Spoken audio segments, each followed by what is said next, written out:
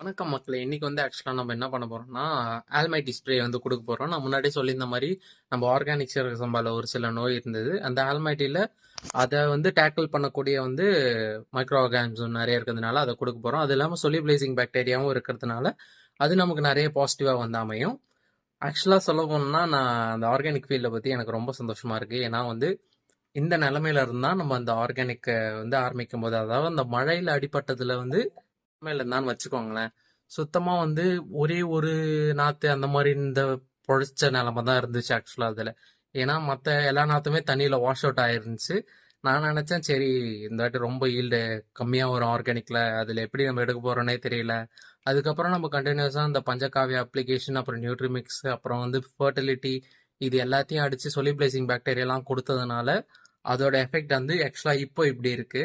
என்னாலயும் தான் நம்ப முடியல. ஏன்னா, அந்த நிலைமையில இருந்து நான் வரும்னு நெனச்சது, சரி 1, 2 தூர் தானே பொழச்சிருக்கு. இது எப்படி இவ்ளோ தூரம் வரும் அப்படின்னு நான் யோசிச்சு பார்த்தேன். லைக் எனக்கு அது வராது, ரொம்ப வராதோ அப்படின்னு தோணுச்சு. பட் ஆனா இவ்ளோ தூரம் வந்திருக்கிறதே எனக்கு அ ரொம்ப சந்தோஷமா தான் இருக்கு. ஓகே மக்களே, இப்போ நம்ம அல்மைட்டி ரிச்சோ பயோடெக்லேருந்து வாங்கின அந்த அல்மைட்டியை என்னென்ன இருக்குன்னு பார்க்க போகிறோம். இதில் என்பிகே சொலிபிளைசிங் பாக்டீரியா இது எக்ஸ்ட்ரா ஒரு காம்பினேஷன் ஆஃப் இதுதான் மைக்ரோ ஆர்கானிசம்ஸ் தான். என்பிகே சொலிபிளைசிங் பாக்டீரியா, பெவேரியா, அப்புறம் வெட்டிசீலியம், அப்புறம் மெட்டாரைசியம், அது இல்லாமல் பேசிலஸ் ஸ்பீஷிஸ். இது மாதிரி இந்த பெவேரியாலாம் இன்செக்ட்டுக்கு மோஸ்ட்டாக அட்டாக் பண்ணக்கூடிய ஒரு மைக்ரோ ஆர்கானிசம். அது இல்லாமல் மற்ற வெட்டிசீலியம், அப்புறம் ட்ரைகோகிராமாலாம் ட்ரைகோடர்மா, அப்புறம் சூடோமோனஸ்லாம் டிசீஸை மோஸ்ட்டாக கண்ட்ரோல் பண்ணும். இது இந்த ப்ரௌன் லீஃப் ஸ்பாட் டிசீஸ்க்கு தான் நாங்கள் இப்போ அடிக்க போகிறோம். மொத்தம் 10 டேங்க் அடித்தோம். எப்படி ஃபர்டிலிட்டி அடித்தோமோ அதே மாதிரி கணக்கு தான். 10 டேங்க்கு 1 லிட்டர் ஒரு டேங்க்கில் கலந்து அடிக்கணும். 2 நாள் முன்னாடியே ஊற வச்சாச்சு இதை. இங்கே இந்த கரண்ட் கம்பி மேலே இருக்க பேர் தான் ரெட்டைவால் குருவின்னு சொல்லுவாங்க. கருவாட்டு வால் குருவின்னு சொல்லுவாங்க.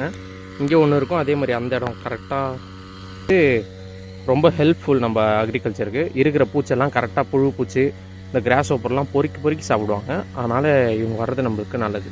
ஓகே ஃப்ரெண்ட்ஸ், இது ஆக்சுவலாக 2வது ஹார்வெஸ்ட். நம்ம ஃபஸ்ட் 30 எல்லாத்தையும் எடுத்து கொஞ்சம் நல்லா ஸ்ப்ரெட் ஆகிடுச்சு. இப்போ இன்னும் கொஞ்சம் நல்லா அந்த இது அசோலா ஸ்ப்ரெட் ஆகிருக்கு. அதனால் இவ்வளோ 2வது ஹார்வெஸ்ட் பண்ணி நம்ம திரும்ப ஸ்ப்ரெட் பண்ணி விட்டுடலாம் மற்ற இடத்துலலாம்.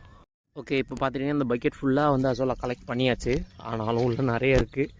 இன்னும் ஒரு 2-3 வாட்டி போட்டால் இந்த இது ஃபில் பண்ணி எடுத்துகிட்டு போய் நம்ம வேறு ஃபீல்டில் போட்டால் கூட இன்னும் இதில் அசோலா இருக்கும் போல். அவ்வளோ அசோலா வளர்ந்துருக்கு. அதனால் நம்ம இதை எடுத்து டிஸ்ட்ரிபியூட் பண்ணுறதே கொஞ்சம் வேலையாக இருந்திருக்கும். இதனால் ஏன் ரெகுலராக வீடியோஸ் வரலன்னா, எக்ஸாம்ஸ் ஆர் கோயிங் ஆன். என்னோடய எண்ட் செமஸ்டர் எக்ஸாமினேஷன் நடந்துகிட்ருக்கு. அதனால் என்னால் கொஞ்சம் ரெகுலராக அந்த வீடியோஸை போஸ்ட் பண்ண முடியல.